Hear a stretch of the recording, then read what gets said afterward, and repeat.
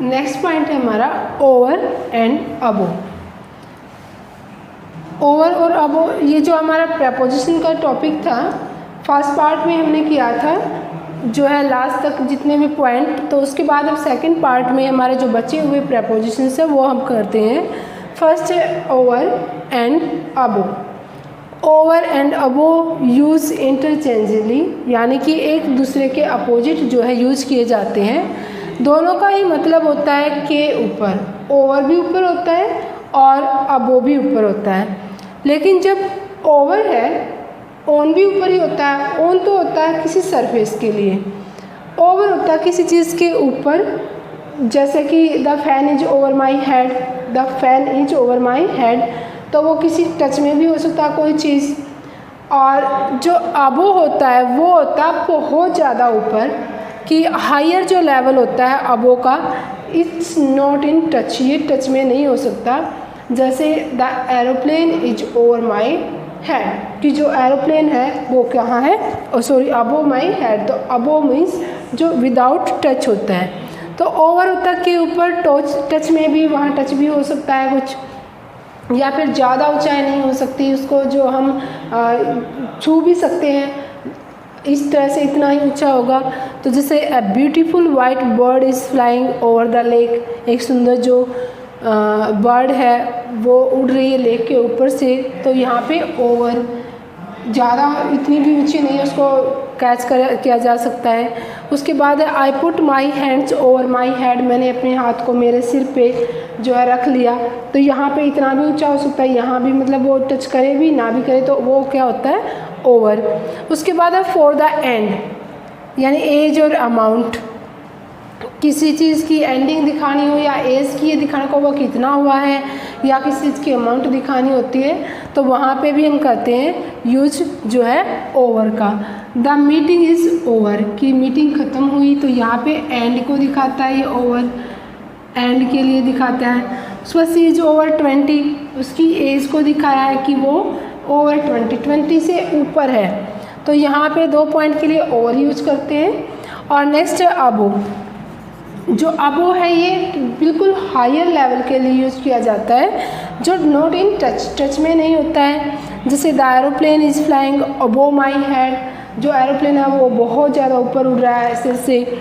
The temperature of Delhi is above 45 degree Celsius, जो दिल्ली का temperature है वो किससे अबो है, 45 डिग्री सेल्सियस से है। तो ये अबो किस ऊपर सेंस में होता है वो आपको इन सेंटेंस के अकॉर्डिंग करना है। नेक्स्ट आता है हमारा under and below. Under and below दोनों का मतलब होता है नीचे, नीचे। तो नीचे में कैसे, जब कोई चीज़ किसी चीज़ के नीचे होती है, बिना किसी चीज़ के अंदर दिखाए जाते हैं, तो वहाँ पे टच भी हो सकता है।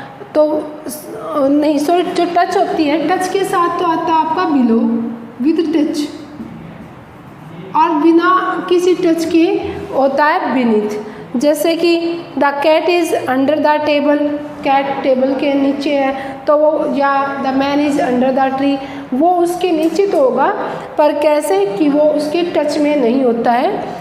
लेकिन बिलो जो होता है उसमें टच हो सकता है, जैसे कि there was a big box below the painting, painting के नीचे, या फिर there is a letter below the carpet, carpet के नीचे लेटर को, जैसे हम किसी चीज़ है, कोई पेज है कि हम मैट्रेस उठाया उसके नीचे रख दिया, तो वो बिलो होता है। यानी जब टच में नीचे होता है तो वो होता है बिलो, और जब बिना टच के नीचे होता है तो वो होता है आपका अंडर। यानी दोनों का नीचे तो होता है, पर ये तो होता है टच में, with touch, and without touch क्या होता है अंडर, विदाउट टच। जैसे the cat is under the table, बिल्ली मेज के नीचे है, या there was a big box below the painting. अब यहाँ पे ये ले कोई चीज़ है, उसके नीचे यहाँ पे कुछ चीज़ को दिखाया जाए, तो ये बिना किसी टच के, तो ये तो होता है अंडर। और जब किसी चीज़ के एग्जिट ऐसे नीचे दिखा दें कि ये चीज़ है, इसके नीचे टच कर रही है, तो वो होता है आपका बिलो। उसके बाद है आफ्टर और बिफोर। आफ्टर और बिफोर क्या होते हैं? जो आफ्टर होता है वो तो किसी क्रम में, किसी लाइन में पीछे होता है, और बिफोर होता है किसी पहले, यानी दोनों अपोजिट हैं एक दूसरे के। Ram run first and his sister after him. Ram पहले जो है दौड़ा, उसके बाद में, उसके क्रम में पीछे उसकी बहन। तो ये क्रम में पीछे आफ्टर। और I get up before sunrise, मैं सनराइज से पहले उठता हूँ, तो वो होता है बिफोर। तो ये कुछ नाउन्स जो प्रेपोजिशंस हैं आपकी, छोटी छोटी, इनके मीनिंग के अकॉर्डिंग ही करना होता है। जैसे अगेंस्ट है, अगेंस्ट होता है विरुद्ध में, के विपरीत जो होता है, के उसके के खिलाफ जो होता है उसको बोलते हैं अगेंस्ट। जैसे he is against the BJP, वो जो Bharatiya Janata party, BJP means जो शॉर्ट फॉर्म है भारतीय जनता पार्टी, कि he is against the BJP, वो बीजेपी के खिलाफ है, के विरुद्ध है। या this is against the rule, ये रूल के खिलाफ है, रूल के विरुद्ध है। तो विरुद्ध के जो है के मीनिंग के अकॉर्डिंग आपको अगेंस्ट को करना होता है। उसके बाद आता है नेक्स्ट जो है हमारा बिहाइंड। बिहाइंड होता है एज आफ्टर की तरह यूज होता है बिहाइंड का। जैसे कि आफ्टर होता है क्रम में पीछे, ऐसे ही बिहाइंड होता है। आप वहाँ पे बिहाइंड लगाओ या आफ्टर लगाओ, आपका गलत नहीं होगा, क्योंकि दोनों का मतलब क्रम में पीछे होता है और कोई डिफरेंस नहीं होता है। जैसे Mohan is running behind Sohan, या Mohan is running after Sohan, तो के पीछे जो है दौड़ रहा है। Mohan is running behind Sohan, Sohan के पीछे जो दौड़ रहा है मोहन। या Mohan is running after Sohan, Sohan के पीछे दौड़ रहा है। दोनों का मतलब एक ही है, या आफ्टर लगाओ या बिहाइंड लगाओ। नेक्स्ट है अमंग एंड बिटवीन। जो अमंग है ये तो होता है मिडल ऑफ टू। जब हम कोई चीज़ डिस्ट्रीब्यूट करते हैं या कोई दो व्यक्तियों के बीच में होते हैं तो उसको दिखाते हैं बिटवीन में, यानी मिडल ऑफ टू। दो के बीच जब कोई मीनिंग निकलता है तो वहाँ पे आता है हमारा बिटवीन। और जब दो से ज़्यादा होते हैं, more than two, then we use among. For example, he was sitting between Ram and Shyam. तो यहाँ पे राम एंड श्याम दो हैं, दो के बीच में बैठा है ही, तो यहाँ पे दो के बीच के लिए क्या करेंगे? बिटवीन। या I distributed sweet between Ram and Mohan, मैंने राम और मोहन के बीच में डिस्ट्रीब्यूट किया स्वीट्स को। तो वो जो है दो के बीच में, जब दोनों का मतलब होता है बीच में, जब दो के बीच में होता है तो करते हैं हम बिटवीन, और दो से ज़्यादा के लिए करते हैं हम among. For example, I distributed sweets among children, मैंने स्वीट्स को जो है बच्चों के बीच में बांटा। तो चिल्ड्रन क्या है हमारा? प्लूरल है ये, चिल्ड्रन मतलब बहुत सारे बच्चे, क्योंकि चाइल्ड सिंगुलर होता है, प्लूरल होता है चिल्ड्रन। तो यहाँ पे जो है बहुत सारे, दो से ज़्यादा के बीच में डिस्ट्रीब्यूट किया तो वो क्या हो गया हमारा? अमंग। और जब दो के बीच में करते हैं तो बिटवीन। उसके बाद है हमारा हमारा नेक्स्ट पॉइंट है बिसाइड एंड बिसाइड्स, जो कि प्रेपोजिशन में हमारा चला हुआ है, बिसाइड एंड बिसाइड्स। बिसाइड होता है समीप, के पास, के नज़दीक, और बिसाइड्स होता है के अतिरिक्त, यानी के अलावा। बिसाइड तो होता है जैसे कि किसी की साइड में, कि वो मेरी साइड में बैठा है, या फिर राम मोहन की साइड में बैठा है। और बिसाइड्स होता है के अतिरिक्त, कि राम और मोहन के अतिरिक्त और कोई नहीं है। तो इस तरह से दोनों में डिफरेंस है, बिसाइड एंड बिसाइड्स। बिसाइड क्या होता है? समीप, के पास, के नज़दीक, एंड बिसाइड्स होता है के अतिरिक्त या के अलावा। For example, he came and set beside me, वो आया और मेरे पास बैठ गया। मेरी बिसाइड मीन्स के पास बैठ गया, कि वो मेरे नज़दीक बैठा, मेरे पास बैठा। उसके बाद बिसाइड्स मोहन, मोहन के अतिरिक्त, मोहन के अलावा, ऑल आर प्रेजेंट, सारे के सारे प्रेजेंट हैं। यानी कि दोनों में क्या डिफरेंस है बिसाइड एंड बिसाइड्स में? बिसाइड होता है पास के, नज़दीक और की बगल में, एंड बिसाइड्स होता है के अतिरिक्त। उसके बाद है ऑफ एंड ऑफ, जो सिंगल एफ है और double F, of end of. जो ये सिंगल एफ वाला होता है, ऑफ जो होता है, ये इसका मतलब होता है का, के, की, कि उसका, उसकी, राम का, राम की, सीता का, सीता की, उनका, उनकी, ऐसे जो होता है का, के, की को दिखाता है जो। और जो ये ऑफ होता है ये आता है अपोस्ट्रोफी एस की जगह के पर, अपोस्ट्रोफी एस के स्थान पर भी आता है। जैसे राम्स हाउस, इसको हम ऐसे भी बोल सकते हैं हाउस ऑफ राम। तो जो का, के, की में ऑफ जो होता है अपोस्ट्रोफी एस की जगह पर भी होता है, और इसका मतलब का, के, की। जैसे this is the house of Ram, ये राम का घर है, का, के, की, ऑफ। और जो ऑफ होता है, ऑफ का मीन्स होता है सेपरेशन, किसी चीज़ से अलग होना। जैसे कि फ्रॉम था, ऑफ और फ्रॉम दोनों सेपरेशन को दिखाते हैं। सेपरेशन मीन्स किसी चीज़ से अलग होना, सेपरेट। जैसे the Apple fell off the tree, जो सेब था वो पेड़ से गिरा, पेड़ से अलग हो गया। तो सेपरेशन को दिखाने के लिए तो ऑफ, और का, के, की, किसी का रिलेशन, संबंध, पोजेशन दिखाने के लिए ऑफ। तो दोनों में डिफरेंस है। सेपरेशन को दिखाने के लिए ऑफ, जिस तरह से फ्रॉम का होता है, अब यहाँ पे हम ये भी कर सकते हैं the Apple fell from the tree, दोनों सेम मीनिंग है, फ्रॉम और एफ, ऑफ। यहाँ पर हम फ्रॉम करेंगे तो रॉन्ग नहीं होगा, दोनों सेपरेशन को दिखाते हैं। और ऑफ जो है वो का, के, की कोई चीज़ किसकी है, उसको किसका, उसको ऑनर किसका, वो किसका पोजेशन है, उसका किसका अधिकार है। और ये अपोस्ट्रोफी एस की जगह पर आता है कि ये राम का, राम की, ठीक है। तो ऑफ एंड ऑफ दोनों में क्या डिफरेंस है, डिफरेंस है कि जो ऑफ है ये रिलेशन को दिखाता है, का, के, की, जिसका मीनिंग निकलता है। और ऑफ जो है वो सेपरेशन को दिखाता है, जिसका मीनिंग होता है अलग होना, किसी चीज़ से जुदा होना। नेक्स्ट है without and within. Without होता है के बिना, किसी चीज़ के बिना। जैसे we can't live without air, हम हवा के बिना नहीं रह सकते। We can't live without water, हम पानी के बिना नहीं रह सकते। तो विदाउट होता है के बिना, एंड विद इन होता है के अंदर। कोई टाइम गिवन होता है, गिवन टाइम के अंदर ही।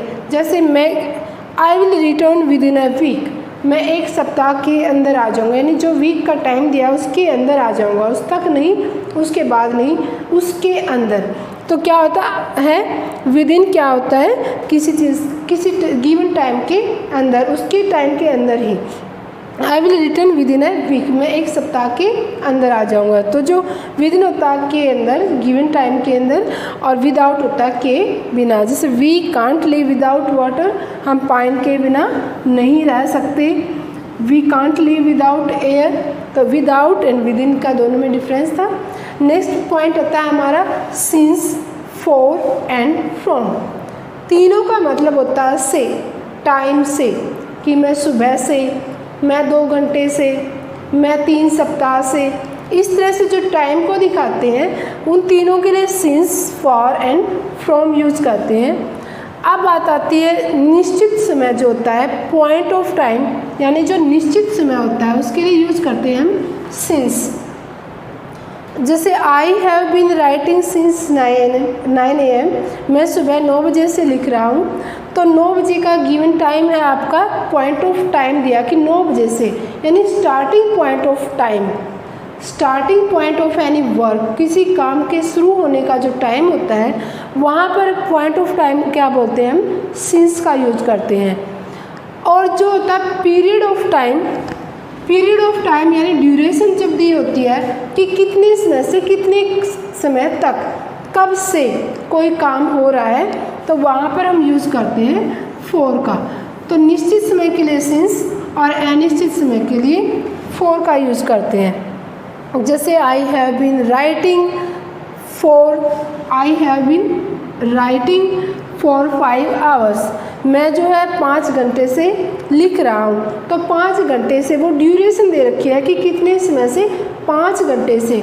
तो वो कब से शुरू हुआ, कब तक चल रहा है, तो वो ड्यूरेशन जो होती है उसके लिए यूज़ करते हैं हम फॉर का।